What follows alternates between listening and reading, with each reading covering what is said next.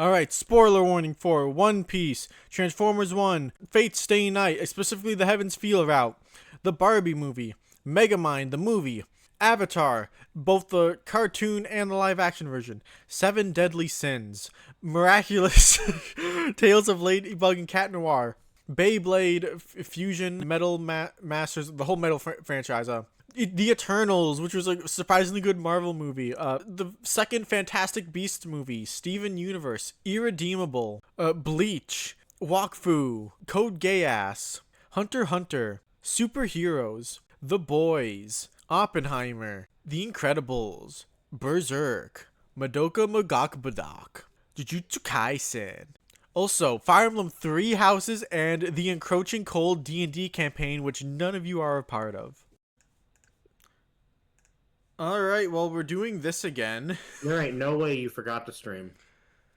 Oh, it's because Mocha kept booting me in and out of it. Oh my god. Yeah, I know, but this is, I think, the how manyth video in a row. Alright. Is this video sponsored by fucking Adobe Acrobat Pro? I guess it is now. I don't have ad blocker on this this Google account. Yeah, I'm aware. It took you a long time to get ad blocker, period. Alright, hold on. I should reorganize this to put a certain group of people in the back because you don't give a shit about them. Okay. No, it's because I give a shit that I don't want to. What is a D&D character doing here? What do you mean? What D&D character? What D&D character? I don't know what you're talking about. Okay. I don't know what you're talking about. Okay, so are we just include? Alright, so we just have Thanos because he sucks. Alright. Yeah, Thanos is here. Like, I remember comments got shut off on, like, our first video for some reason. I don't know why. But I remember, like, getting some comments about, like, two characters in particular, so we'll do them first. Thanos is just like, dog, you can I don't even care what the fuck they said. I forget what they said, but you can't justify Thanos. You literally can't. It's insane. No. He has all the power in the universe, and his solution to hunger is kill half of all life forms. I know, like he could create, like, you know, more resources if that's his problem. B, like, again, like, it's not like there's there's so much wrong with it. Oh my god, like, that's all you really need to say. He can do anything he wants, and he chooses to kill people instead. And then when he sees that doesn't work, he's like, oh, I'll just remake the universe from the beginning then and kill everyone. Or even, like, just pre-Infinity Stones. Thanos had the power to go to planets, separate their entire populations in half, and then gun them down. If you have that much power and resources, I feel like you could just help the fucking planet. I know, it's just like, okay, like, sure, maybe, like, and again, like, wouldn't you want to, let's say his solution is perfect, and, you know, we need to kill half the people. Wouldn't you then want to localize the solution to places that are being overpopulated and not across the whole fucking universe? No, like, what? Because he thinks it's inevitable no matter what. Even some fucking rinky-dink planet that's full of nothing but spores. Okay, well, let's say gotta fucking go. all right, but let's say, like, Earth was, like, set, like, you know, a few thousand years back where we were definitely not overpopulated, like, almost anywhere. Would he still want to kill half of us? Like what? Yes, like what? He doesn't give a shit. Is 4,000 people in New Zealand too much? Like, really? Yes, really, Thanos? Really? They're gonna run out of food. You understand? It's so stupid. He's so dumb. He's such a fucking idiot. I love him. Like, anyway, I remember the first time you watched the movie, it's like, oh, it's emotionally compelling because they get a good actor to do it and stuff. But it's like, oh, he has he has conviction. The mere fact that he thinks he's helping is like, oh, most Marvel villains don't think they're doing that. And then you think about what his plan was, and you're like, oh. There's like 80 things wrong with this.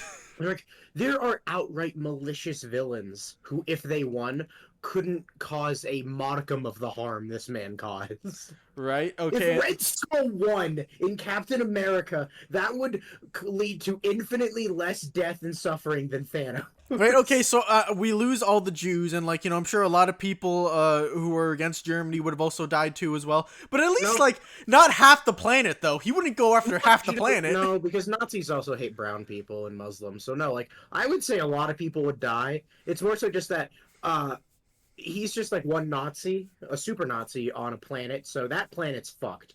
Thanos is fucked over, but even before he got the Infinity Stone, Thanos has fucked over how many planets?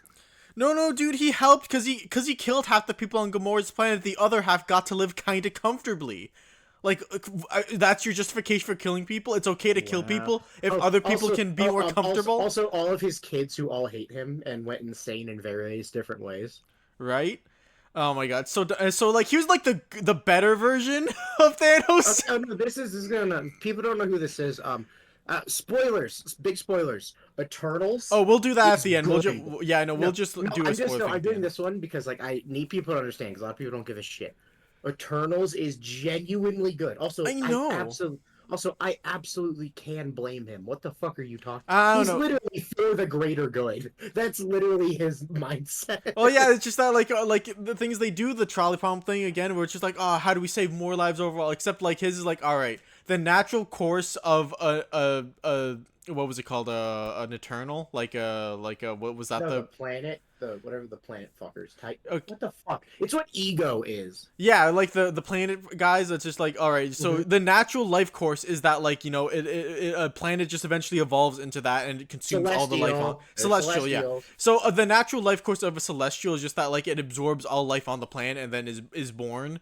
So like basically the job of the Eternals is to just make sure that happens and like make sure Yeah, an Eternal can be they're born. immortal beings that basically make sure the life cycle of a celestial happens, and then in exchange for that, they're immortal and their memories reset every time a planet does, or almost every time a planet does. Basically, making it so they restart with their celestial.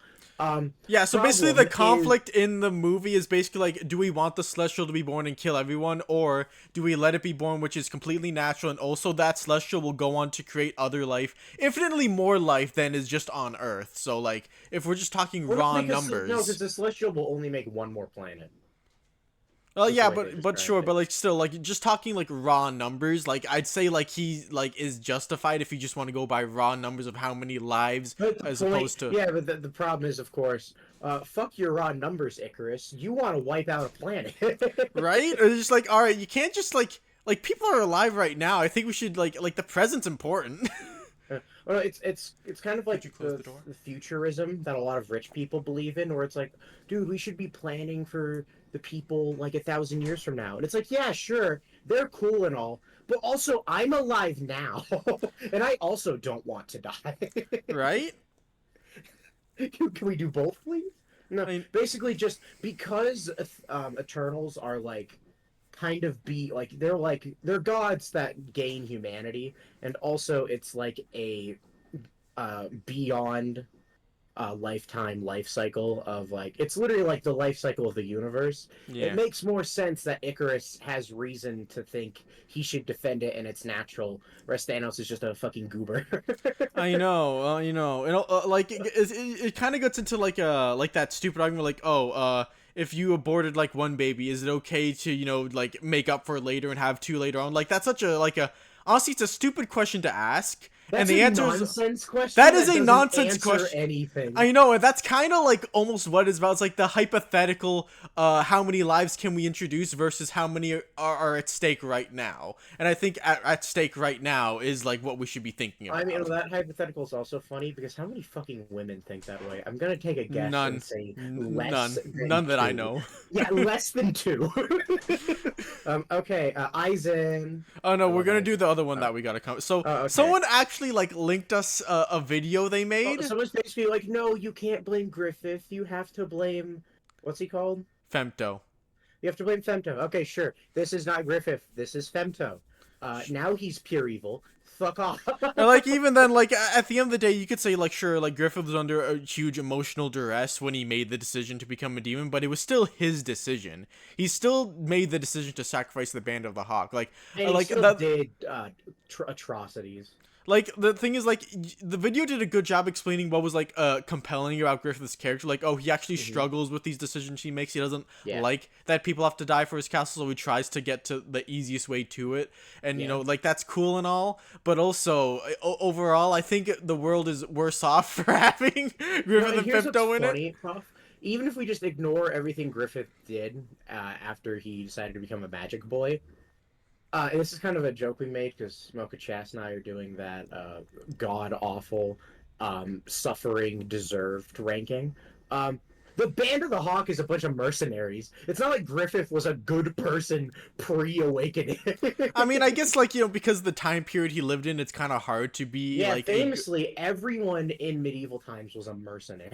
Yeah, I know. It's just that like some people like Guts like that was really the only way they can like make it Oh in the yeah, world. that's because Guts had the weirdest fucking situation. I mean, he still could have like fucked off and been like a big, strong farm boy Yeah, somewhere if he really yeah, I wanted know, to. but like you could argue that like Griffith like kind of like gave people a home who and something to Oh yeah, believe no, in yeah, no. during Obviously, that I'm not time, saying which he is kind of only did nice. that. Band of the Hawk is obviously when he was the most helpful. Yeah. All right, All now right, that that's out of the way, let's get to the new boys. Aizen. Hi, Um, Eisen. cool motive. Still, like Really the thing is, cool, like awesome no, motive. like Aizen has like literally, I think like no fucking empathy for anyone. No. Like I don't think Aizen is like capable of feeling bad about any atrocity he commits. Just Aizen's one redeeming trait is like, you're right, the Soul King system is flawed. Everything else you've ever done, or like, you're right, Soul Society is kind of easy to manipulate. Everything else you've done, no. Like it's kind of the definition like your motives are super cool. I love you so much, but at the end of the day, you are just like causing trouble for Oh, everyone. yeah, Puff. It's kind of like the main villain of Licorice Recoil is like Licorice Recoil. I told you, post dystopia, a bunch of high school boys and girls are fucking stopping possible crimes and terrorist attacks before they happen by murking people. And the main villain is like a guy who knows how fucked up the system is, but he's also insane. So his solution is he keeps trying to commit bigger and bigger terrorism events until it can't get covered up. That's It's pretty like that's an awesome. amazing motive. Also, you are a fucking lunatic. No, amazing motive. You're a lunatic. All right, and then it's uh, fucking who? Oh, Grindelwald. Grindelwald. Oh yeah. Yeah. Let me look. I said I All wanted to right, look him up now, because I yeah, the don't. thing is, like, neither of us has seen this movie, but just Transparency. We just want to rank him because he's funny. I know. Like if you want to call us an idiot, you're right. Yeah, if you've seen the movie and you want to call it, like, tell us, like, give us that. But like, just based on the description we've heard, it's like, all right, so there's this wizard guy who wants to stop World War II, and that makes him the villain somehow. Like, no, Mhm. we can't get involved in mortal affairs. It's like, why not? No, So many well, like people we will know die if he's we a don't. bad person. I'm pretty sure his introduction is killing a baby. But he Like just wanted to stop World War no, II. no. He didn't just want to stop World War II. He also killed a baby. Um, no. So yeah, no. We'll get. If anything, we might be able to justify taking him off because we don't know anything about it. We just wanted to bring him up because it's really funny that there is a children's movie and book series where one of the core villains wants to stop World War II and we have to stop him because that's just funny. They don't even do the thing where it's like, oh, he has a point. Maybe we should stop World War II without doing the bad thing. But they don't even do that. They're just like, no, we'll leave it to them. We'll let World War Oh II happen. no. No. Actually, Puff. What's funny is he literally says his actions are for the greater good, and he does want a caste system with Muggles on the bottom. So just put him next to Icarus. Sick. Okay, he's probably worse. Like I assume he's probably also like a wizard Nazi. I guess he just didn't like the human Nazis, or not the human, the Muggle Nazis. So he's funny. Oh, that is funny. All right, Syndrome fucking sucks. Does he have a cool motive, or is it just like he just? That was donkeys. That was the funny thing. Like I love Syndrome, just like everyone else, but I love when people try to act like, oh, he's so deep and complex. It's like, dude, he was a stan who got told to fuck off by his idol a few too many times and decided to commit genocide. He's Yeah. not. He's insane. No, literally, like he's one of the first results when you look at villain who had a point or villain who did nothing wrong, and it's literally just like him that line when he says when everyone's super, no one will be, and it's like, all right, like in that like specific line, I think there's truth in it, but that does not justify anything he has done or make him a good person. What are you talking about? Yeah, like Syndrome just killed a fuck ton of, from what we can tell, great people because he was mad that Mr. Incredible told him to fuck off.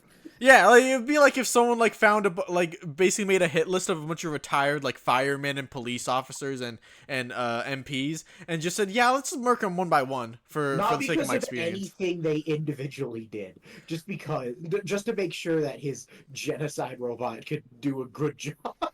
No. Anyway, Puff wanted this character on here. I think it's a I little want to put goofy. these two because it's the like wacky version and realistic version. Okay, so anyway, we're specifically doing the movie version of Oppenheimer, so we don't have to be historically accurate. Yeah, yeah, He yeah. sucks. He He fucking yeah. sucks. Yeah. It's just like What? I made big scary bomb, and they had killed a lot of people. Oh, who could have seen this coming? it's just all right. Like obviously the strongest argument to make for him is like nationalism. Be like, oh, he wanted to protect his country so that his family and friends and place wouldn't like die and like they'd win the Because war. famously, the But Nazis like were such a big threat to America during World War II. yeah, but like the With thing is like fucking within the knocking on our doors.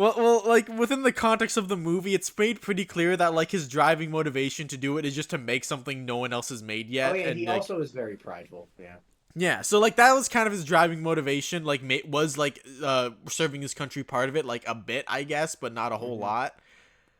And also, Maybe again, the the real life, serving your yeah. country thing is like kind of falls flat when you investigate it. Yeah, so like real life Oppenheimer, I don't know. I'm not a history nerd and I never met the guy, so I can't rank him, but the movie I'm gonna version, say making the nukes was not great overall. Pretty unhappy with that, my guy. right? Like again, like strongest argument is he what if the Nazis made it first? Like that's literally what my dad would say, and I'm like, yeah, I guess Even you though, have like a like, point, but also I the mean, that Americans would be a misused it too. no, no, Puff. That's not even a good point because nukes weren't used to defeat the Nazis. Yeah, no, they weren't. That's what I just said. The The Americans Russians did. misused it. Yeah, like again, like they used the nukes on Japan. Yeah, like the nukes were irrelevant to the Nazis. They were defeated No, without them. like again, I'm not like a history nerd, but like my understanding is that like they basically had Japan on the back foot, and Japan just refused to surrender, so they nuked them. Like that was Yeah, that's my understanding of it. yeah, and it's like that doesn't sound like the best way to make someone surrender when you have the advantage, but Right? Can you not just wait them out? Like, is that yeah, not an yeah, option? like odd choice overall. Anyway, Vegapunk. Uh, Um, he's same. in cool. No, I think he's in cool motive because Vegapunk's whole thing is that he's literally like the scientist who wants to do good but is an actual fucking idiot. Yeah, he'll just keep making cool stuff and then give it to the wrong people because he doesn't care who gets their hands on it. He's like, boy, it's so weird that I made my solve world hunger machine and yet all the government wants is more murder bots. Boy, oh boy, I sure can't wait for my next grant. It's like, fuck you, Vegapunk. like even then, like his whole thing where it's like, oh, I can't make the food machines because it's too hard to mass produce. And it's like, yeah, because you made it make like 5,000 different food items. Like just stick it to like 3 and then get them into the If you can get it mass to produce people in poverty. pacifistas, you can make a fucking food machine, Vegapunk. Right, just mass produce like just make a version that just like to make bread and water, and then send that to all the Yeah, places you where can. poverty Yeah. in it. Like literally in the arc, we see the Pepe Kingdom where some guy like killed a marine to take the bounty from Cross Guild so he could feed his family. It's like Yes. he wouldn't need to do that if you like made a simpler version of your food machine. Yeah. And then also just like, Vegapunk's a fucking fence center. Like people are like, dude, it's so interesting that Vegapunk said, I won't pick sides when I say who's right and wrong. It's like, no, it's not interesting. Vegapunk is a little fence sitting bitch. We know Eam is wrong. Yeah, yeah, yeah. Like Uh, even if like literally Eam is the king of super slavery. That's Eam. yeah, and that's like again, like he doesn't know that Eam exists, at least not when he first joined the world government. But then he still knows about slavery. He's Yeah, not an he idiot. still knows what the celestial dragons are. He's friends with Dragon. He's pretty fucking aware. I know. Oh man. Anyway, Fisher Tiger is awesome. Yeah, I think Yeah, he's no, gonna be the true older yeah, god, no, without he doubt. literally didn't do anything wrong. Fisher No, Tiger's awesome. literally, like the only bad like ramifications of his actions was just I guess Fishman Island kind of continued to have a bit of a bad rep, but like there's not much he could have done about that. It wasn't gonna Not get to much mention, better. It's not like you're setting us back 50 years. Fucking Shoji appears. It's more like they already hated Fishman Island, so it's like fuck it, rebel, do something good because yeah, Fisher Tiger freeing a bunch of slaves was fucking awesome. Yeah, that's literally what he like. Even when he had the chance to kill a bunch of humans, like he would choose not to, even though he hates them and despises them so Yeah. much. Oh no, I love Fisher Tiger is so cool because he's racist, but literally it's never portrayed as like a truly horrid thing about him. It's portrayed as like the world has made it so this genuinely great man has a hate in his heart that he can't get rid of. Yeah, and like, like at the end, it's like he tries not to pass it down and be like, don't be like me, be better than me. Yeah, and we can see he led to both better Fishman and better people because he led to Koala and Jinbei. We got Arlong, but like Luffy took care of that. Thank you, Luffy.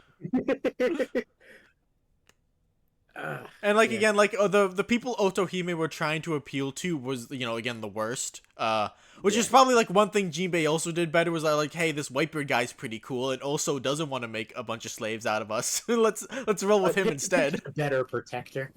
Yeah. Yeah. Anyway, this is what's it called? Is it just superhero? Yeah, I think it's called Superhero, and if I remember, he's called the Crimson Bolt. Yeah. Anyway, no skill murder. He sucks. Basically, he's just like a little Christian incel loser who is definitely not mentally well, who dresses up as a superhero and starts by just fucking beating people over the head with a hammer in the street if they might be doing the pettiest of crime. Yep, he's a pretty cool guy. I like him a lot. He's And so then he funny. evolves and starts attacking worse people, but he's still the fucking worst. Yeah. Like no, the movie's great because outside of the girl he's been lusting for, everyone in the movie is just the worst.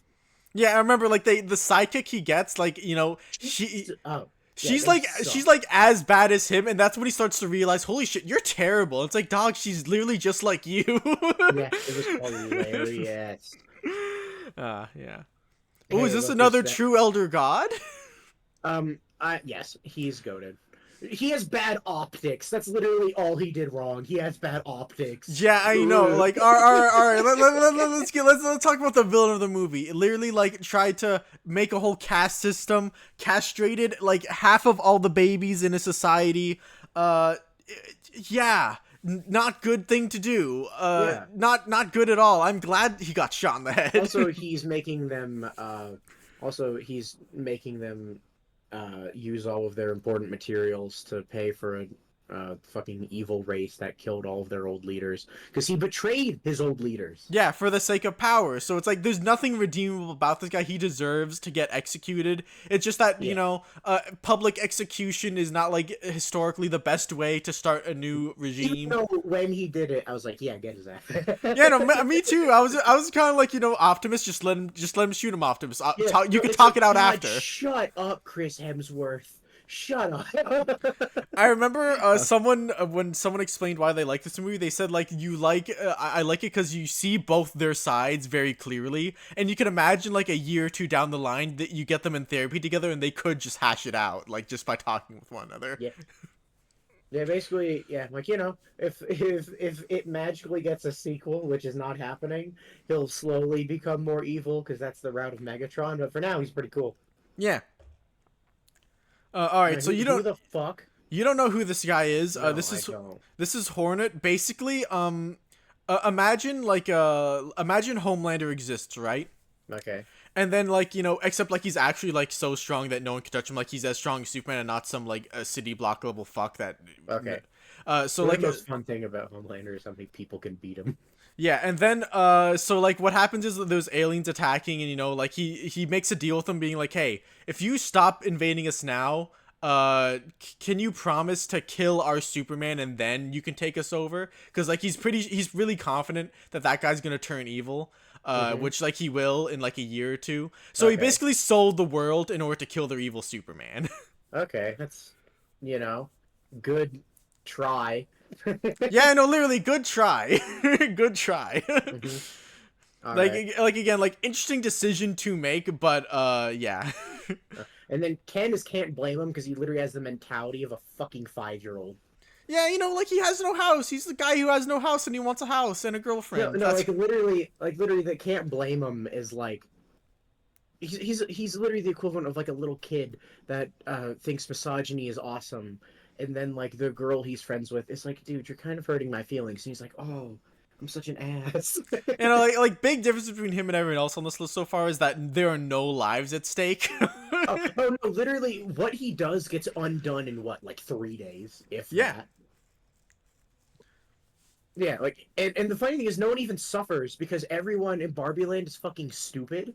So no one even realizes they don't like it until they get told it how shit it is. Like, oh yeah, this does suck, doesn't it? I think my favorite line in the whole movie was when the narrator said, "Eventually, Kens will get as much power in Barbie Land as women do in the real world." And it's like That was a good joke. that was an amazing joke. All right. Oh, can you put other Iroh next to this Iroh, or just All so we right. can compare? All right. So here's the thing. Iroh, objectively speaking, did really, really, really, really shitty things in the past. And, I think he needs a new tier because he's kind of like different from everyone else Oh, just here. like redeemed himself. Was shit. Not anymore. hmm No, because like literally what happened with but uh, no, because Iroh's whole thing is like when he was doing the siege on Ba Sing Se, objectively horrible, Yeah. objectively god awful. But because Avatar is a kids show and they're smart, they don't dwell on how fucked up the things he did actually were. They kind of just have it be like he's clearly remorseful and not happy with he did, and he's trying to make up for it, and that's kind of it. We don't dwell on it. Yeah. Speaking of dwelling on it, have you guys seen the live action Avatar? It's better than the live action One Piece. Anyway, in the live action Avatar, um, Iroh gets kidnapped by the Earthbenders, because he was having a nice hot spring jaunt. He is getting interrogated, and they're like, "Dude, one of my like brother or family member, I can't fucking remember, died in your siege. Dude, not only did people die because of the battles, but there was a lack of food because you were fucking sieging us."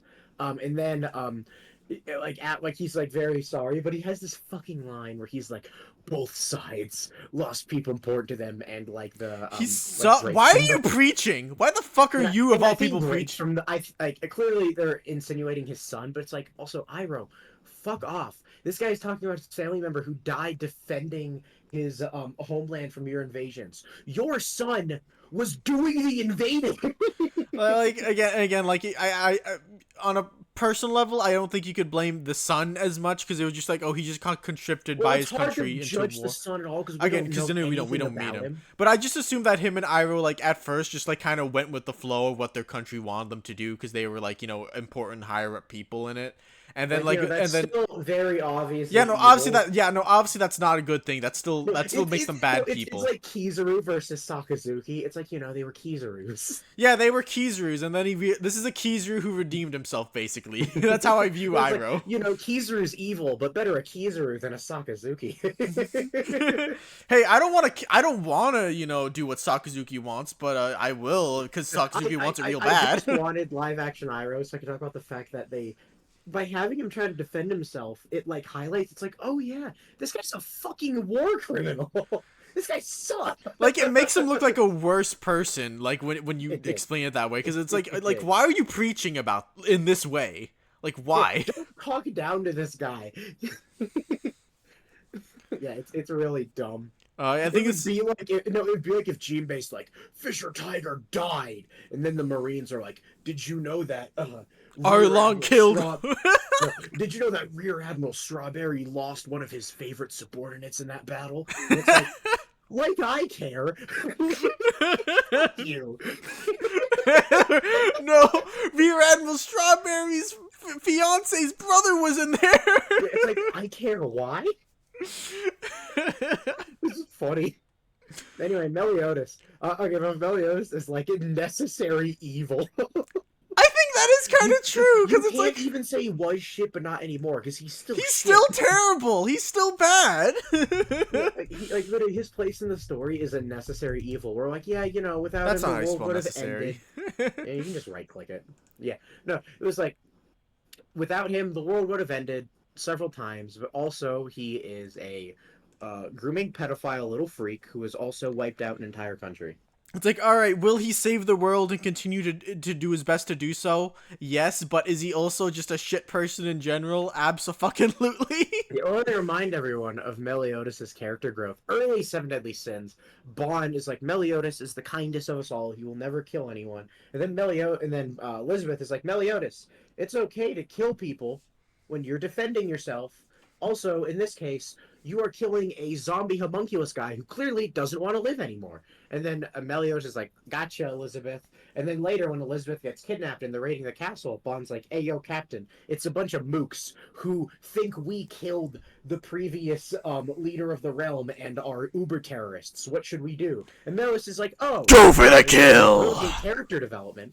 I'm gonna say, go for the kill. Literally running at a group of fucking mooks and it's like, let's kill them!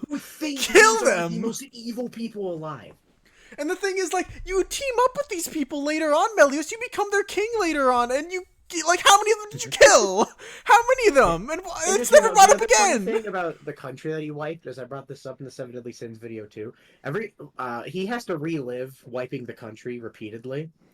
And he only ever talks about how sad he is that his girlfriend died. He never mentions the country. They're brought up like when the old soldier guy asks him about it way earlier. I feel very sorry, but that's like it. But then once we're in his inner thoughts, it's all about Liz. It's all about Liz. He like, literally his sorrow for the country he nuked, and then also just if we want to do past war crimes, he was on the demon side in the demon war, which is bad. I mean, like, the God side wasn't very good either. Honestly, that was just a war between two really shitty groups. I know. Like, honestly, like, God, like again, like, it's kind of like, fucking Galen and Meliscula can't be redeemed or are never given a chance to be redeemed. Even though, like, I imagine someone like Galen deserves to be redeemed like 100 times more than Meliodas. Like, at least when Galen destroyed a city, he was doing it under the pretense that my people are at war, and not, I was sad my girlfriend died, so I'm just gonna do it accidentally. The Meliscule is just a fucking snake. Alright, so yeah, Meliodas, very funny character. Also, he still sexually assaults his girlfriend every 5 seconds, even before she got her memories back. That's why I called him a grooming pedophile, because he's been a grooming pedophile consistently, repeatedly, forever, and uses reincarnation as a justification for it. It's just a thing in the series. Oh, this was another one that was on the last list, but aren't they worse than you said they are? Yes, because basically, like, like, we were kind of like taking them at their word when they said, like, oh, we're trying to get energy to the universe, where it's like, no, that's a fucking lie. He's lying when he says that. Okay. He doesn't. He just wants to feed energy to his people and is choosing to torment little girls to do so. Literally, he's just giving them a lie so that it's harder for them to argue against him. That's literally all he did. Right, yeah. I remember when you were, like, you put him weirdly high last time, and I remember in the back of my head, I was like, I think that's wrong, but also I haven't seen Madoka in such a long time. Yeah. No, I was taking him at his word and wasn't realizing, oh, he's a fucking liar. Anyway, Gil Thunder was shit, but not anymore, I guess. Yeah, just the same as Meliodas. No, this is just, again, us rehashing the Seven Deadly Sins video. Gil Thunder, had to pretend to be evil so that he wouldn't get caught for being a good guy by the current evil ruler. Except he goes above and beyond and is like way more evil than any of the actual evil subordinates of that bad guy. So it's like, Gil, still the big one is a kid puts a bug in his drink. So this is in a town that their only known export is ale, and he cuts off their water supply so they can't make any more ale. Because the kid put a bug in his drink. And he does it because he's pretending to be evil. It's like, no, Gil, that was just evil. Even if you need to, like, put on a show to, like, oh, no Holy Knight would accept this. Just, like, I don't know, cut one of their houses in half. Yeah, just, like, punch a guy on your way out. Like, that's all you gotta do. Like, what? Yeah, like, how does this benefit Hendrickson? Do something objectively bad, but not, like, crippling a small village's economy and also destroying their water supply. Don't do that. This is the thing. Like, how does this benefit Hendrickson in any way? Why would this convince him? Hendy's trying to keep his evil plot on the down low, and his evil plot. Hendrickson is blackmailing him. Like, Hendrickson knows Gil is a good person at heart. I know. It's like, oh, Gil, I have your girlfriend kidnapped, so if you try anything, I'll kill her. So it's like, wait, he starts acting like an evil piece of shit now? Isn't that suspicious? Like, what? No, wouldn't Hendrickson immediately be like, all right, what the fuck are you planning? And, like, it's again like with there's like the whole other sect of knights which are just good people like Hauser and the force field guy and like so they're just good people who are friends with Gil and like talk with him like every day, and somehow they haven't picked up that Gil Thunder is now acting like the worst person on the planet. Yeah, especially Hauser and the shield guy who grew up with Gil. I know, it's like, Like, they what? are childhood friends. It's like, hey Gil, why? I heard you fucking ransacked a village. Why? Weird. All right, so yeah, Gil's funny. Who's Yeah, next? it's kind of just the product of bad writing, I think. I think the author just didn't know how evil he was. Like, I think he made Gil do too much of a 180, where it should have been more gradual with how evil he made Gil originally. Yeah. Like, I don't know, maybe have Gil be lashing out at the world because he's angry at the position he's in. Yeah, But they maybe don't do something like that. Yeah, no, they make him seem Anyway. like really calm in retrospect. Like, oh yeah, when he's meeting Melios for the first time, he remembers their secret passcode and is able to put on a perfectly well performed Yeah. action scene that was fake. Yeah. Anyway, Pink Diamond slash Rose Quartz. Wait, before we Uh, start, I'm going to clarify a few things. One, Steven is not Pink Diamond. I'm clarifying dumb takes I have seen in recent memory. Steven is not Pink Diamond. We're not going to say anything Absolutely. Steven did. Two, Pink Diamond cannot mind control people into doing what she wants. Three, Pearl is not Pink Diamond's sex slave. What the fuck is wrong with you? She's All just right, a those are normal gone. slave. Now for the and now for the thing she actually did wrong. Where is she gonna land? That's hard to say because like she got better over time, but I don't know if you can ever say she became good. Yeah, that's a she defended Earth, which is cool, I but would also say she cool did. motive for the greater good. Well, Pink Diamond's whole thing is that she is like a spoiled baby trying to figure out how to right the wrongs of the place she lives. Like Yeah. she learns like, oh wait, making a colony's evil as fuck, isn't it? But then because she's kind of a dope and she doesn't know what to do about it, she's like, okay, they'll freak out if I disappear, so I'll kind of like both sides the war. Like I'll lead the rebellion, but I'll still be in my post so the other diamonds don't freak out. And then she's like, this is so fucking annoying and hard. I'm gonna fake die. And then she does, and then the diamonds get pissed and they're like, you fuckers. And she's like, all right, not my best plan. Yeah, no, just good intentions, Yeah. terrible Yeah, execution. like I can't really get that mad at her for the war because again, the whole point is she's an ignorant dope who doesn't know anything, and like she's trying to save Homeworld or not Right? Homeworld, Earth. She's doing her best, and then after that is just her being, it's just she is above humanity, so she kind of doesn't know how to treat humans properly. Like she like talks down to and almost infantilizes Greg a lot, and it's weird. I mean, like Uh, you could argue she doesn't even know how to treat other gems properly, like Oh yeah, like no, because she Spinel. does accidental. Okay. Here's the thing about Spinel. Puff, I not to victim blame, but like you and I can agree that Spinel was in denial, right? Because she was there for a long time. Yeah, that's true. Yeah, and someone like else could have come and grabbed her, yeah. Also, like they're friends. They were playing. Spinel was obviously in denial of the fact that Pink Diamond. Like Spinel, the roots are growing on your feet. She ain't coming. Maybe she forgot about you. Go fucking check. But yeah, no. So I'm not gonna blame her too much for Spinel. Whereas like, and then it's the same thing as like her unaware. She did not realize how important she was to Pearl. Oh yeah. Because like what Pearl said is like Rose would date guys all the time. And Pearl didn't care because Pearl's like, I'm immortal, and also I've known her longer. And then she goes and fucking dies in childbirth with Greg, and Pearl's like, all right, never mind. I'm depressed now. All right, Steven, you're gonna have a lot of baggage to carry now. I remember, like, as like the seasons go on, like Steven starts kind of adapting himself. Yeah, my mom was kind of a terrible person. Fuck her. she, No, well, yeah, I think what I really like is it's either Future or the movie. Steven just took down the photo of his mom. He's like, yeah, I don't know about that. yeah. Too many complicated feelings over Yeah, this one. no, don't know how I feel about you. Yeah, or it's just like, she was kind of just always ignorant of those around her, and that led to her doing not great things. Yeah, but good intentions. She did defend Earth, which is pretty cool of her. Oh yeah, like yeah, that was good. Saving Earth, very good. Thank you. I almost want to put uh, that in like necessary evil almost. but I But like wouldn't it's call not her even evil. evil. Is the thing? Yeah, no, that's the problem. She's not evil. You know what? Let's put Melius lower because it's just Yeah, like that's fair. That's fair. That's fair. you don't have to be a necessary evil. You could just be a good guy and then your motives can stay the same. Yeah, no, because by necessary evil, we don't mean, oh, you do something bad for the sake of good. We mean he is an evil man who will come and save us every now and then. Yeah. Like it's literally like the trope of like, oh, the evil island god that we need to pray to because he'll help us every now and then. Yeah, like it's like oh like he's a shit person, but he will punch the bad guy when the bad guy needs to get Yeah, punched, I thanks, guess. buddy. Yep. Who's next? Next is Mahito from Did nothing Jujutsu wrong because Kaisen. he did nothing wrong. Mojito's the worst.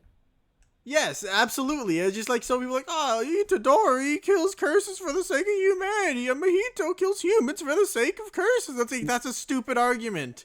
That's so dumb. Curses are literally evil, malevolent beings born of negative emotions for the purpose of killing humans. There's nothing wrong with killing them. They're evil monster men. Especially Mojito, who is like, as everyone points out, like on the cruelty and malice factor, he's way higher than like the average curse. I know, it's like, and you can't even pull the, oh, he just wants to defend curses, because, like, A, that's not fucking true. There's so many other ways he could go about. He doesn't have to, like, needlessly experiment on a bunch of humans and, like, take joy and pleasure in killing them in order to defend other curses. Like, what? Or that train car of people he just fucking wipes. Yeah, just like, well, if he wants to, his goal isn't to defend curses, it's to kill people. That's his motivation. Goal is the evolution of curses, but the evolution of curses is for the sake of killing more sorcerers. I know. Because that's the thing. People like curses are like meant to be viewed in like the abstract. They're meant to be viewed as real people. They're meant to be viewed as manifestations and embodiments of human desires in the fucking samsara cycle. Yeah, they're metaphor people. As literal people. Like, this isn't like a literal like class or like race of people that we're like hunting and killing. It's literally metaphor people. It's metaphors for like negative emotions and hatred and metaphor stuff. people. Also, Mahito's gonna come back because I know. he's one of the great curses. Yeah, he'll just keep reincarnating every few hundred years. Like, he has no stakes in this. That's why he has. He just says, "Fuck it, I'm gonna have fun killing people." Yeah. This is a weird one. This is a funny one. He's literally just, with great power comes great responsibility, and he's like, what if it didn't? and like honestly, like, it's like, yes, is more people dying because he's choosing not to act? Well, like, yeah, sure, but I guess what's funny about him is actually initially after he retired, everything was fine because without someone to beef with, Megamind was just kind of like, all right, the fuck do I do? It wasn't his fault that after that, a little freak incel man appeared. I know, that was Megamind's. Yeah, like, again, like, it was Megamind's problem, if he never disappeared, Titan never would have showed up or whatever, but, like, he didn't know that. Yeah. He didn't know that. But basically, like, I wouldn't say he's a good person, but, like, dude, he doesn't have to. Yeah, like, he's not, like, you're not entitled to have him, like, defend you, I guess, is what I would say. It's not like he's saving the world. He's just, like, he's just making the average city life better. Like, and again, he did put in, like, lots of years of service already, so it's like, is it fair to ask more of him when he's, like, never, like, lived for himself yet? I think that's actually a fair question to ask. No, it's just like, like, when is he allowed to retire? Like, it's basically treating superhero work as an actual job, and it's like, well, they need to retire eventually, right? Yeah, like, you get, like, your, like, this is actually a fun deconstruction of Superman, because, like, Superman will never choose to retire until, like, he either, like, morally fails to the point where, like, he, like, can't be Superman anymore, or, like, he literally is physically incapable of doing it. Whereas, like, this guy's like, you know what, I put in, like, 20 years of superhero work, can I be a musician action No, now. no, his thing is just he's not a fucking like paragon. He's just like a guy. Yeah, like again, like he could be a Superman if he wanted to, and it would be cooler and better for the world if he did. But like he's put in some work already. He wants to live for Like himself the now. Like that's movie I can't treats him blame him. nicely. They treat him as like a bum who retired because he got sick of his job, which is literally what he is. Yeah, but like at worst, he's a neutral force. Yeah, yeah, Which yeah. He's and just like even then, I'd still say annoying. he's on the positive side because he still was a superhero for a Yeah. long time. Anyway, that's him. Who's next? All right. Head Captain Yamamoto. Yamamoto. Yeah. What is he? Cool motive for the greater good, or is I he think I think he's necessary evil. No, no, but Puff, remember, cool motive for the greater good is like the actual version of necessary evil. That is Meliodas okay. That is is actually evil true. guy who we need. Okay, you know what? That is right because like all of his evil is not necessary. That's why I put in quotes. Yamamoto is like I will do evil actions for the sake of trying to do something good for the Soul Society. Whereas like I will do good and then I will do bad and then I will do good and then I'll be I will right do back. bad. I remember we actually got a comment asking like if they won.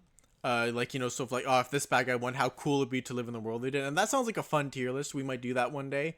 I think we just decided to do this one first because we just like thought up enough people. Like we've actually been like slowly gathering people. Not slowly honestly. It was kind of just like we got 10 after the first list, and then like nothing happened, and then I just put like 10 or 15 more on before today. Let's see if I can rearrange it. He's the worst. He's pretty bad. Syndrome's I would put Oppenheimer at the top. At least like there was like I'm actual back. stakes involved in what he did. Hey, I'm just organizing the people at the bottom, Okay, go deciding for who's it. the worst of the worst. All right, go for it. I'm gonna go with Syndrome and Femto was like, can I really say one is like worse than the other? I'd say Femto's the worst because on top of genocide, Femto also like does a lot of like wronging specific people. Yeah, like he did do the R word, which I don't want to say in case this gets demonetized because that's been happening to some evil pup videos. I mean, it's not like we were ever expecting monetization. Right, like again, like the last video that got demonetized was like, oh, uploaded like a year and a half ago. You got 80 cents from Very it. funny. Anyway, Homelander. Homelander Yo, sucks in every way. what? He's the worst. What do you mean? But like we need him. He's the whole he We stops need the him bad to. guys. Oh, I see. He's like a cool. He's a cool No, motive for the greater good. no, Right? Oh, no, is he a no. necessary evil? He punches No, the he's bad not guy. even necessary. He's not even necessary. Homer's whole thing is that he's like the worst in every way, and it is him. It is the people who made him. Like it's their fault. He's like this, but he is still like that. Yep, That's it. He's the bad he's the guy. worst. It's because he's a test tube baby who was brutalized as a child, but also he's the worst. Anyway, it's Tonpa. Yo, Now, I think it's another cool motive. Puff, Still no, murder. no, Puff, I'm about to make a justification for Tonpa. Yo, okay. Tonpa actually eliminates a lot of people in the early parts of the game when they are less deadly, meaning Tonpa has actually probably saved more lives than he's ended. That's a decent point. I mean, like he still has probably killed a couple examiners or led them to get killed through his meddling. Or not examinees. I mean, Examinees, yeah. yeah. Oh no.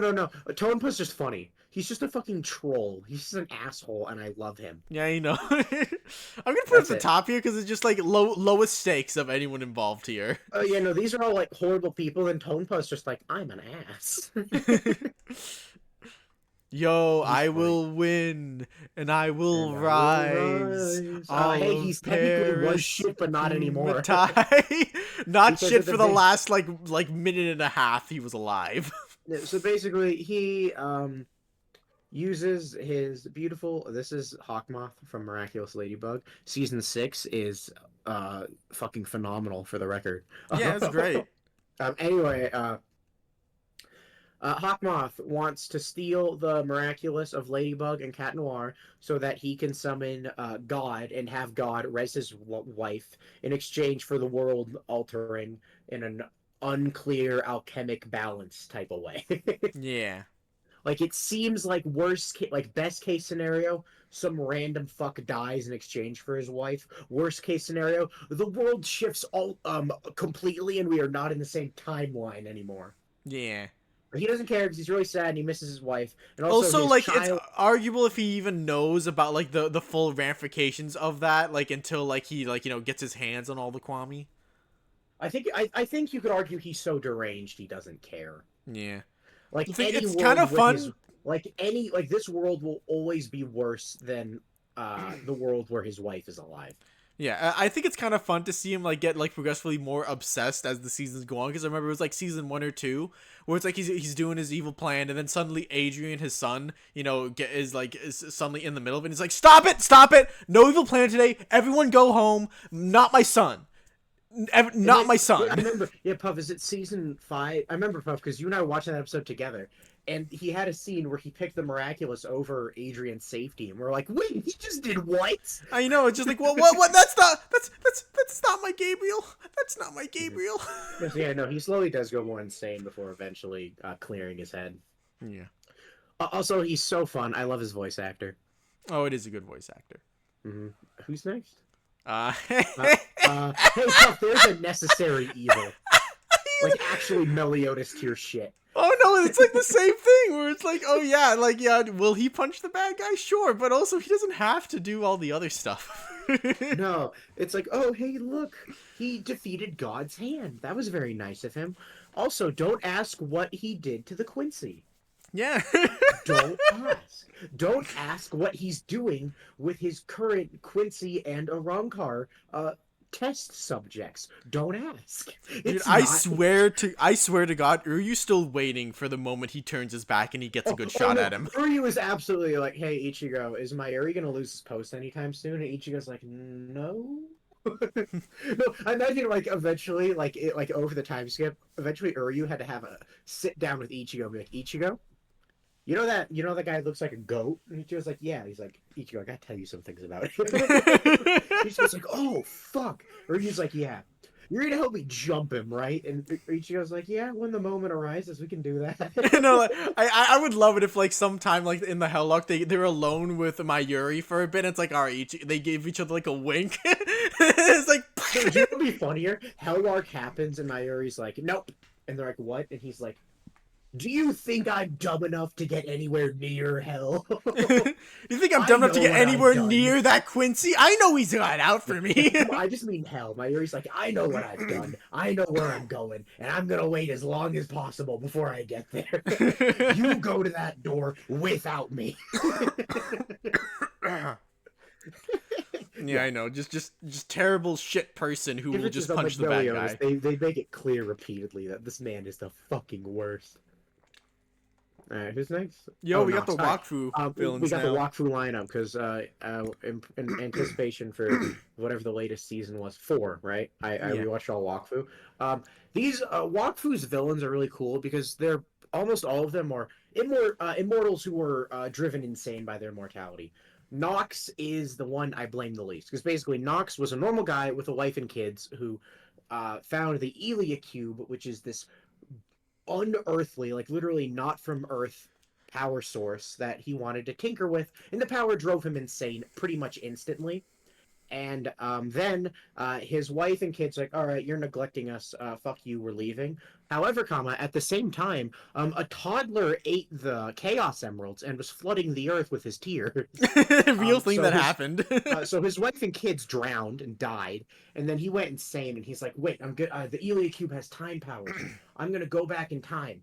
But then he learned that he needs like tons and tons of Wakfu, which is just like mana in this verse. So he spends a few centuries, I'm pretty sure, maybe 3 centuries, attacking and killing giant, powerful creatures for their Wakfu, and also taking it from like living forests, just basically desolating the land for Wakfu. Yeah. But in his mind, this is okay because all he's going to do is go back in time and not fuck with the cube, so Yeah. that he can be with his wife and kids again. That's all he Yeah. wants. So, like, in his his mind, it's just like, all right, I'll undo all the evil I did if my plan goes perfect. In his mind, worth it, worth it, worth it. And then he finally gets it, and he finally gets to rewind time, and he rewinds it by a minute.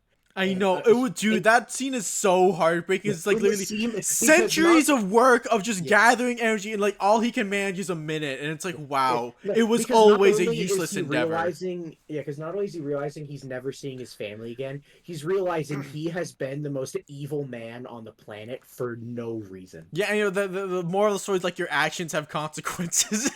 Yeah, Once you do something, you can't undo it. yeah. No, it's I fucking love Nox. You people should watch Walkthrough. I I know. early on, it's gonna be really weird because the animation is stiff as fuck and everything's weird. You should watch it. But dude, this is season one villain, and he's so fucking cool. It's Oh no, so he's good. phenomenal. I love him. Anyway, next is Kilby. Kilby is from a race that infinitely reincarnates. But here's the thing: the rest of them don't keep their memories. Kilby does, and it's made him go fucking insane. Yeah. It's like when his king dies, his king is reborn as a child. Literally has a scene where he's like fighting the child version of his ex-king, and like he gets angry, not just that he doesn't remember, but like in the ways he's the same. He's like, "Oh, you still have that fucking personality trait. I hate you." And basically, he went insane, and he wanted basically he's reached the point where he wants to wipe out all life on Earth so that he can take a spaceship away from here with his people. So did nothing wrong because that actually, no, we can put him in cool motive just because it didn't work. And then in season 4, it's like this guy just needed therapy, dude. Yeah. This guy needed therapy. Yeah, and like again, like the only person who like could like empathize with him was like his sister Dragon, who like Who again he like was permanently separated from due yeah, to and like again, circumstances. like the way it works, that like his people like are like bonded with dragons, so everyone has like a dragon sibling. And his sister also kept all of her memories, so like again, like they kind of kept each other sane. But then when she got separated from them, he was just left alone. And was like, fuck, now it's Yeah. just me. No, and then he did do like a fuck ton of evil shit, but he didn't get to fully wipe a planet, so we can forgive him for now. Yeah. Anyway, and then Autopol. Okay, so here's what happened. Baby with the Chaos Emeralds, main character's best friend realized he was God. He's like, all right, I'm gonna go beat up that baby. And then MC's like, oh, he's gonna die. So he uses his own version of the Chaos Emeralds to power up. But he's warned repeatedly by his brother, bad shit's gonna happen. And he's like, it'll be fine. And then there's a time skip. And then we learn that when he used the Chaos Emeralds, he accidentally recreated his entire civilization in his mind and then sent them all back in time to the start of the planet. Yep. And then that race all grew up like that, slowly dying off or fusing with each other until there was only one left named Oropol. And he reached a pretty fair conclusion, which is the Gods current suck. gods the current gods suck, and they do, because canonically in Wakfu, the big baby with the Chaos Emeralds, when he started flooding the world, the gods are like, all right, let's take care of this. And then they all jumped him at once, and he beat the shit out of all of them, and they either died or ran away. And then they're like, all right, we'll give you guys blessing.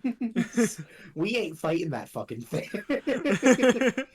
And then the gods also just like have tons of demigod children that they neglect and don't take care of. Or also just the fact that like Nox happened for 300 years and the gods did not do shit about that. Yeah, that's kind of the thing where it's like gods are basically just a stand-in for neglectful parents, and that's kind of They what Yugo literally became are. when it's like that's what Yugo was. He created life without realizing it, and then like didn't take responsibility for it. And now the problem with Oropol is that if all he wanted to do was kill the gods, overthrow them, and institute new gods, honestly, it would have gone great. The problem is Oropol also wanted to blow up everything and kill everyone. Yeah, not great, not good. So Don't need that happening. yeah. Oh man, I No, should have put the. literally, Oh man, I forgot about the season 4 villain. I should have put him in here. it's fine. He's like the most blatantly evil out of them anyway. Yeah, I know. It's just like literally like, hey, I'll be evil for the sake of the people I wronged, because I just want to keep them fucking satiate their pain some way because I fucked up Yeah. real bad back in the day, which is super cool and interesting. But for our purposes here, he would just did nothing wrong. Yeah. When I say that, walkthrough is just fun to talk about because all the villain, every single walkthrough villain is someone who went insane by immortality, which is so cool because the two most important main characters are also immortals, Yeah, and we see them deal with their own fucking insanity. yeah. All right. Anyway, C2, C2 fucking sucks. What? But she's No, so hot though. no, She's C2 hot is though. okay. So let me think. So C2, just like a minor funny C2 thing she did. You remember the guy with the mind reading Gios? Yeah, I remember him. And how he fell in love with her and that I drove him remember insane. that. She I guess accidentally groomed him because she met him when he was a child, and she's an ageless being, Yikers. so that's her fault. Good job, C2. Your fault Yikers. that happened. And then she definitely led to Lelouch's. By the way, we're doing the show, not the movies. Fuck off movies. Where because in the movies everyone's a lot more squeaky clean. C2 led to a lot of radicalization in Lelouch, and as we know, Lelouch did a lot of good and then did a lot of bad, including Gee, would it be crazy if my Gios went out of control and I ordered you to kill all the Japanese people in the stadium? oh gee, I'm gonna go kill all these children. Just all these children, they're dead now. um, and then also just C2 did for a while side with Lelouch's dad in his brain dead schemes. So I would say, no, she has killed people because she fought in the Lucius mechs. So cool motive, still murder. Alright. I thought it might have been necessary because, like, oh, but she still, like, did, she's a terrible person, but she beats the bad guy sometimes, right? Or, like, Kinda. a bad guy, No, I well, guess. not really. It's more like she powers Help. up Lelouch and then he might. Yeah, yeah, he might. Yeah, And then okay, this is a D&D character Alright, so this is Septimus Heap. from our Don't ask D&D why. campaign. Don't ask why he looks like a Mega Skeptile. It's his choice. Anyway, he sucks. Our D&D campaign consists of a child with amnesia, a Power Ranger, and a brain dead monk, and then this guy who's just evil. He's just an evil mad scientist who likes like mangling corpses together to make his little minions, and is But constantly asking people if he can like experiment on them and stuff. or keep saying, if you die, I'll make good use of your corpse. The only reason he's here is because at least once a D&D campaign, a different one of our characters gets into an argument with him about how evil he is. But also, like, he does have Um, this. It is implied that in his backstory, he did some fucked up things to this one guy's family and like killed them yeah, all in or his several experiments. Yeah, people. yeah. Oh, the other thing he did that will but recently he fucking put monster blood in my fucking character. My character might have lasting repercussions for that we don't know about. And And then he would just sit there saying, "It's for science. It's for the betterment of humanity." also, he plays into that during combat because we were having a really tough fight, and he is our healer. He's our healer. He was our healer. I He's was never fighting the healed me strongest once. character, He's getting never my healed me ass once. getting my ass beat. I am the tank, and he's like, "Oh, I'm gonna go fight this guy in the corner." It's like, no. He's like, "Oh." It's like, "Oh, sorry, my spell isn't ranged." It's like, I don't care if it's ranged. Come heal me. The thing is, like, he has him and his like zombie minion guy, so he could have the zombie minion guy fight a guy, and then he could heal himself. He could multitask. He can So do that, anyway, and our friend chooses is not doing. to. Anyway, our friend is doing a great job playing an annoying fucker. I know he's great. Is the end of that. All right, who's next? Actual character. All right, Ryuga from Beyblade. I wanted to talk about him. All right, so Ryuga's kind of funny because it's how much do we want to blame him? Because Ryuga, at the entire fusion, which is when Ryuga is the evilest, he is holding a bay with the dark power. And for reference, for people who've seen Beyblade, remember what the dark power did to Tsubasa? Ryuga had way more of it for all of season one. And he eventually turned into a demon and completely lost his mind. But You got the dragon snout, right?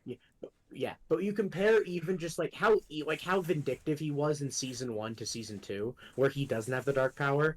It seems like he was always being influenced towards evil, at least a bit. So you kind of don't want to blame him for anything he does in season one. Yeah.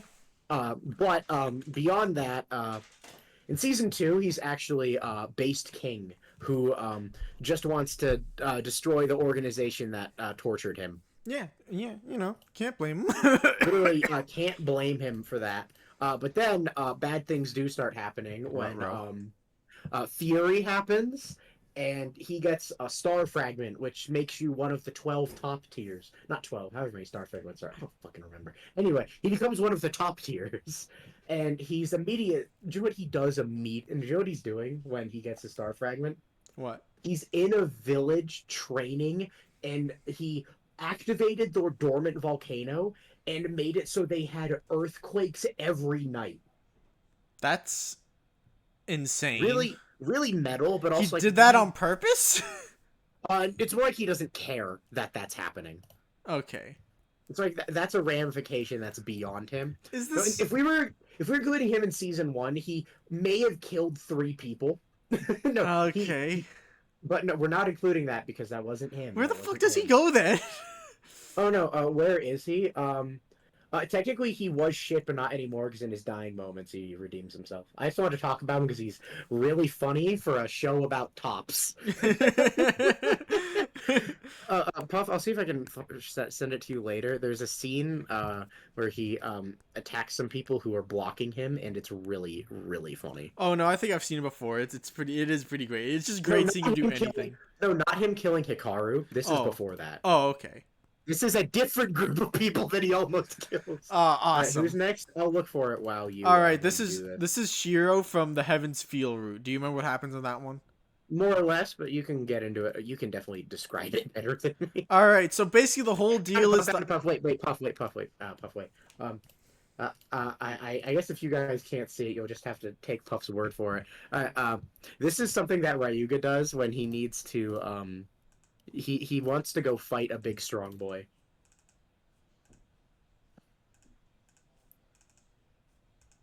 all right, I'm in now. All right, ready? Huh? Who's that? It's him! Ryuga? Yo, it's the boy. It's the goat.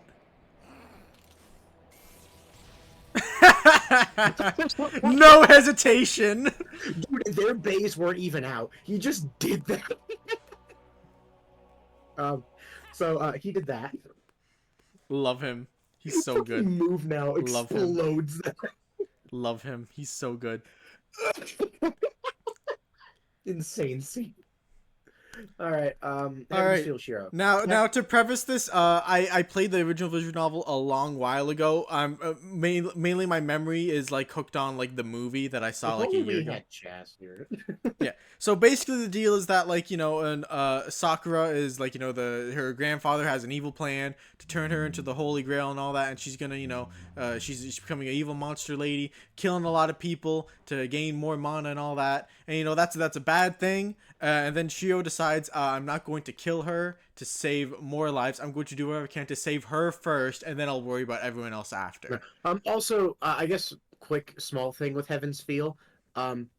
There's 2 endings for Shiro in Heaven's Feel.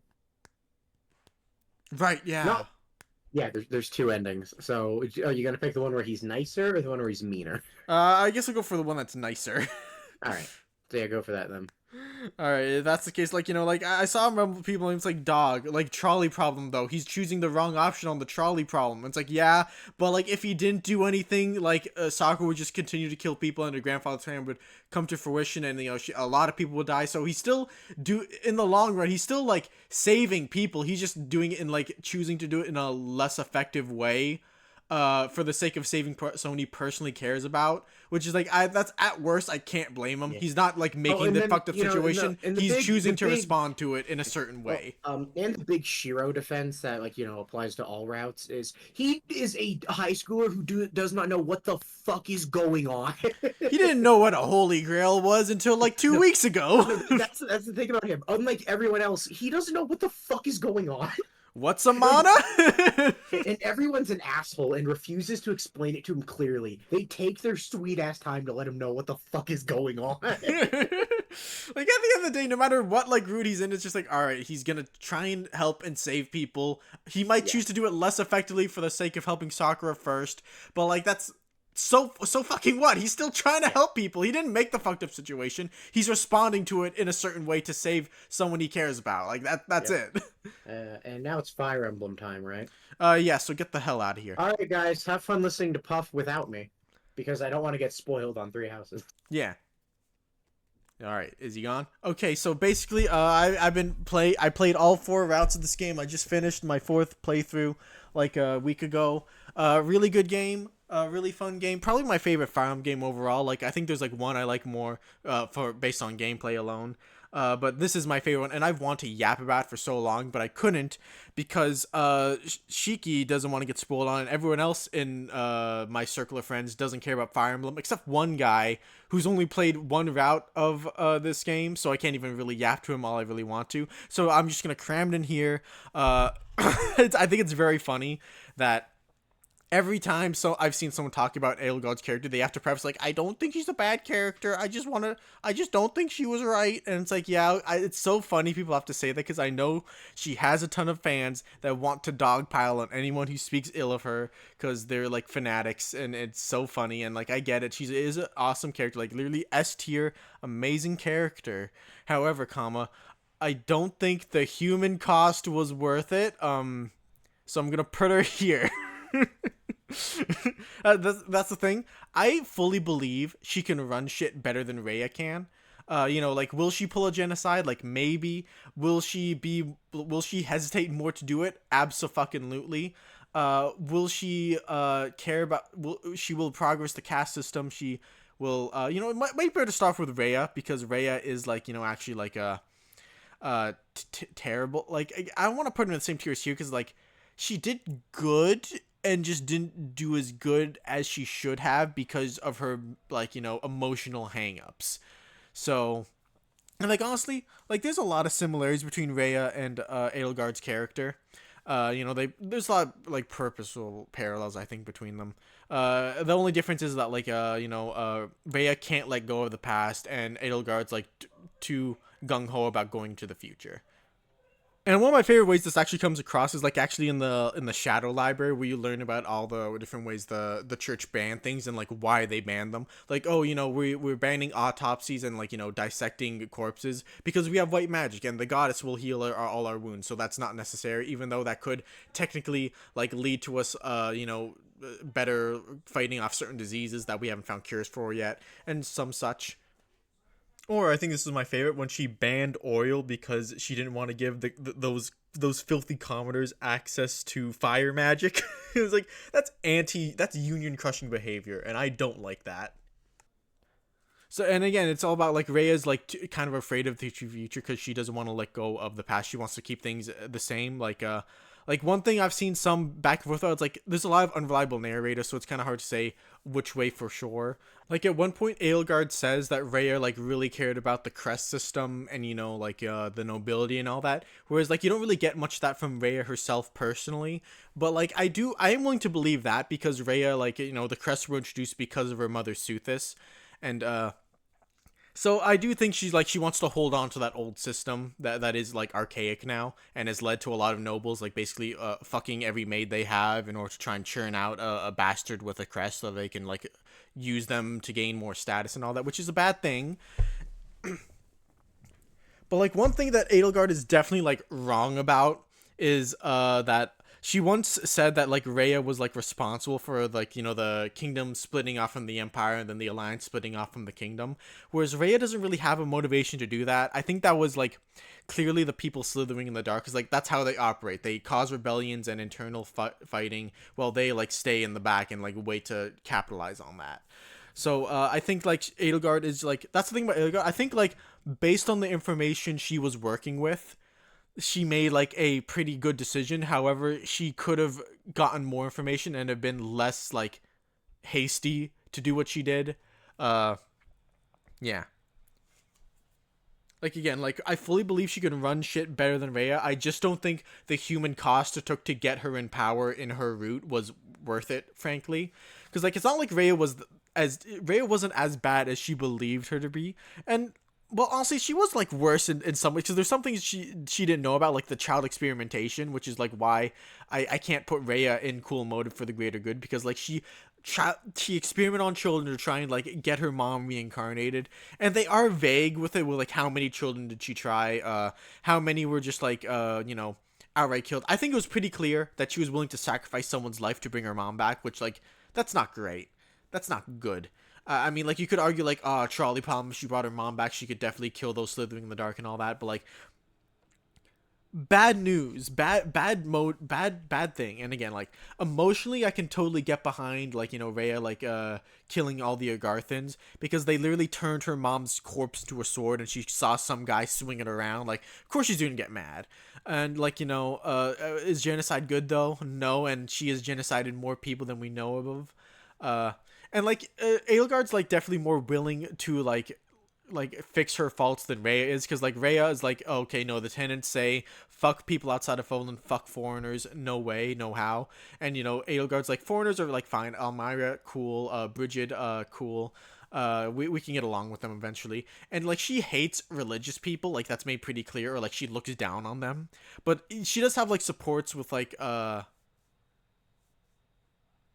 forgetting her name, but it's the hot teacher lady who sings. I'm forgetting her name. Oh no. Eh. Hot teacher, singer, three houses. How am I forgetting her name?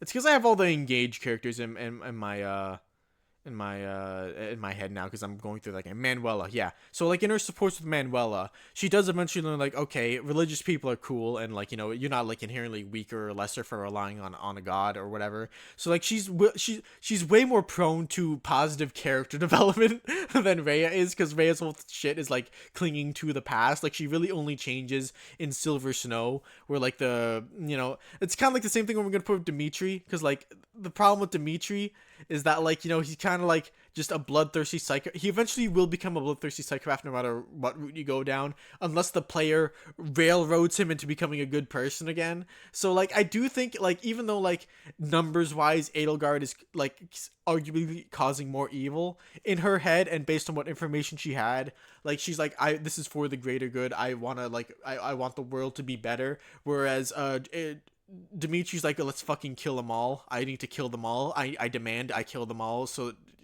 he wants to kill them all, because he's mad, basically. Basically, in short, Dimitri's going here because his motivation is just to kill people for revenge because he's mad, and he endangers himself and his party members all the time trying to do so. Again, he can eventually become a good, just king, but only if the player railroads him into it. Railroad's kind of a mean word, but you know what I mean. Again, super compelling character, but he will punch the bad guys, and that's even the thing about Dimitri, is that like I think his route kind of ends up with the worst ending, because like he does not, the people who slither in the dark are never brought up once in his route, implying that like he has done nothing about it at all and possibly won't even into the future. Like Rhea still has some idea. So, like, you know, maybe she'll eventually tell him, then eventually they'll get on that. But the fact that it's never brought up in his route tells me he's the least prepared to deal with it. And granted, like, Edelgard literally teamed up with these people, which is bad, which is terrible, which is literally feeding, you know, giving, that's what the villains want. She's giving them more of a leg to stand on. But at the very least, she got her man on the inside, Yuritsa. So, like, you know, like, she is in the best position to take them down, or at least better than Dimitri. Like, you have, like, Claude here, who's just, like, literally perfect in every way. There's nothing wrong with Claude, because, like, Claude is, like, literally the only, like, one who, what I'd say, is a paragon in this game besides Byleth, because no matter what route you choose, he's always going to be a good person. He's always going to be thinking about trying to save as many people as he can. He's the one who will, like, he's the one who was least likely to choose violence as a solution to any problem. He seems to only he seems to only want to learn like war and tactics and how to fight in order to operate in a world that has already been doing that for like he basically only did it to operate under feudalism, which is like, yeah, he kind of has to at that point. And like, this is going to be a weird comparison that I don't think anyone's going to understand, but there's this show called Slug Terra. And you know, this is the only episode of the show I remember, is like there's this wide old master lady who's like, oh, I'm searching for my next apprentice before, and this will be the last one because she's super old. And then, like, you know, she's holding a tournament to see who it will be.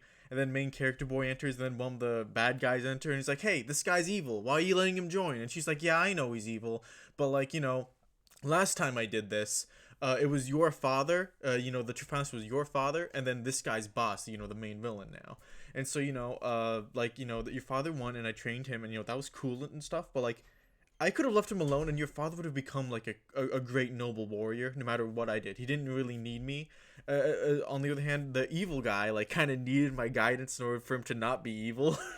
I think maybe I should have given my tutelage not to who most deserved it, but who like needed it most. That's kind of how I feel about Claude. It's like, yeah, Claude will be fine no matter what. It's the other guys you gotta worry about. There's the other guys who need a good teacher.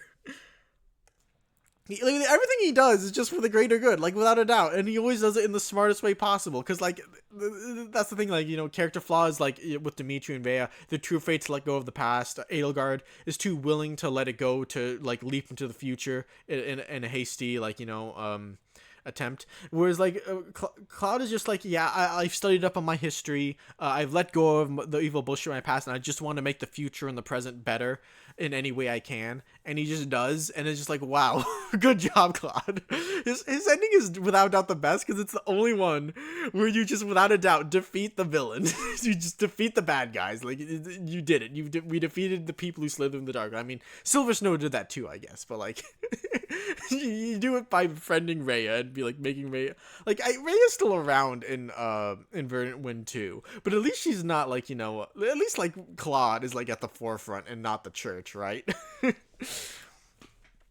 The main reason why Rhea is going to be low on this list than Edelgard is because, like, Edelgard's, like, teenager, does not have the full picture, and, like, is, like, trying to do what she thinks is right. Rhea is also trying to do what she thinks is right, but also she's, like, 1,000 years old and has everything. She knows more than, arguably, any other character in the entire setting. Like, arguably. Even more than the Agarthans. And she's still choosing to do bad things like child experimentation, which is indefensible. Like, you can defend Edelgard at least with like, oh, unification is good. She even if the human cost is terrible, at least things will get better from then on. But with Rhea, it's like, no, child experimentation, terrible. Too much genocide, yeah, that's definitely bad. Lots of ruling with an iron fist. Like, she isn't the worst pick for ruler, to be fair. Like, like there's still like some benevolence in her. Like, oh yeah, the church is still like run orphanages and stuff. Like, she still tries to be nice wherever she can. She's just very ruthless to anyone who opposes her or who tries to think differently from her, which I would say is definitely a bad thing overall. Whereas at least Edelgard like shows like is more open-minded, again with Manuela and their support. Rhea kind of has a similar problem with Thanos, which is like someone with all the knowledge, all the power, and still they are not doing what they should be doing. Again, she's not nearly as bad as Thanos. At least like she had like practical solutions at the very least. Oh. So I think I made my position on most of those clear. Like, again, Dimitri definitely would be a just king, but like is just like a bloodthirsty psychopath unless he's railroaded into becoming a good king. Like it's not even just about him like personally choosing revenge. He endangers his party members all the time to try and do so. And like I remember when you're at the Battle of the Eagle and Lion, like post time skip, like the sort of like them like meeting up again, like. When I first did that on doing Dimitri's route, I was like, why the fuck is Claude attacking me? He wouldn't do this. He's smarter than this. But then when I play Verdant Wind and Dimitri starts attacking me, I'm like, yeah, I believe this. That's something he would order. He would kill anyone in between him and Edelgard, like without a doubt. Like that's just what he would do. That's probably like the most compelling thing. Or one of the most compelling things about Dimitri's character is that, like, in his route, like, his, like, backstory, like, obviously, like, his main motivation is his tragic backstory, but along with that, like, his past with Edelgard is, like, super important to him, and it's, like, brought up multiple times. But then in Edelgard's route, like, it comes up, like, once, like, passingly, and, like, that's it. And, like, because she doesn't care all that much about the past. And, like, again, like, she also has a terrible history, like, with child experimentation, for example. Those are fucked up and bad.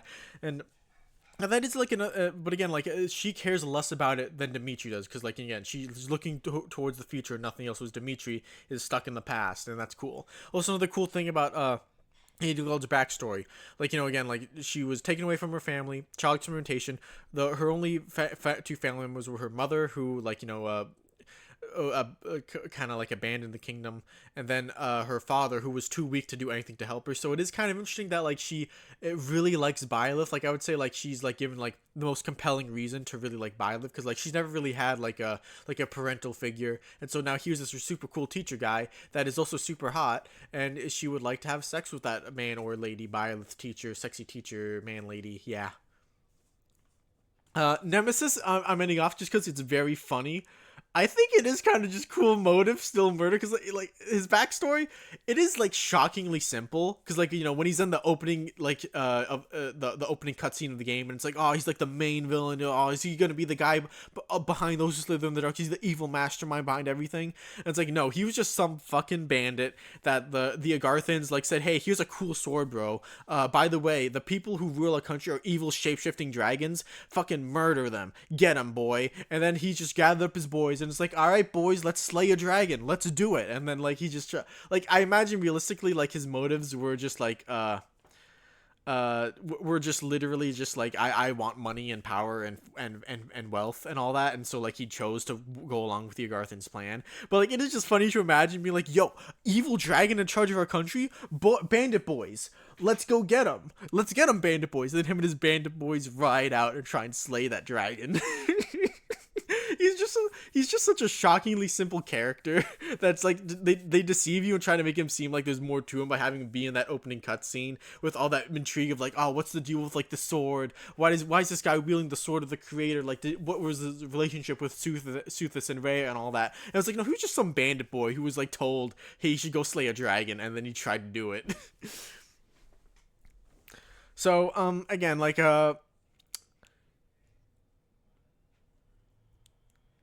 Edelgard, like again, like I fully believe she can run shit better. I don't think the human cost was worth it. Like I think like outcome wise, keeping Rey in power may have been better, just because then the war never happens, and then like the war never happens. All those people don't fucking die. That's definitely better. No war is better than a war. I mean, you could argue that like, oh, the game definitely says unification of the country is a good thing because it happens at every ending, and every ending is kind of good in its own way. But like, like that wasn't the only. Fuck you. I don't buy into that. No, war is terrible and bad, and it's like the worst thing ever. Which is why she's not going to go in there. It's tempting to say was shit, but not anymore for like say Rhea, because that will literally happen in like the best version of her character. In like Silver Snow, where it's like, oh yeah, I see Byleth, I was being cringe, I'll stop being cringe, but like I'm gonna put her here because that's only in one ending of 4. God, Three Houses is such a fun, cool game. It was kind of like built for like a discussion like this because it kind of teases you to think like, oh, which house do you want to choose? Who do you think would have been the best ruler or the best king in the long run? And kind of like it's fun to talk about. I think like again, pretty much Claude's the only one who I'd say is unambiguously a good person. Edelgard, you might be able to argue like for the greater good, but like I don't think the human cost was worth it, and like she is not perfect. Like she's willing to like work on her flaws more so than these two. You can argue that, and again, outcome wise, I think like raw numbers wise, these two are better because they're just like not trying to start a war. Well, Dimitri is like after the war started, and he's just like perpetuating it by like falling into the cycle of revenge and all that. But yeah, so that's where I put the boys. Man, I can't wait for some Fire Emblem fan to tell, well, why you didn't see support conversation number 8, Psalm 175, or you didn't realize that this line was actually a lie that you were meant to deconstruct as a it's like, yeah, okay, tell me how I'm wrong, please. I'd love to, I love to hear your thoughts on Three Houses.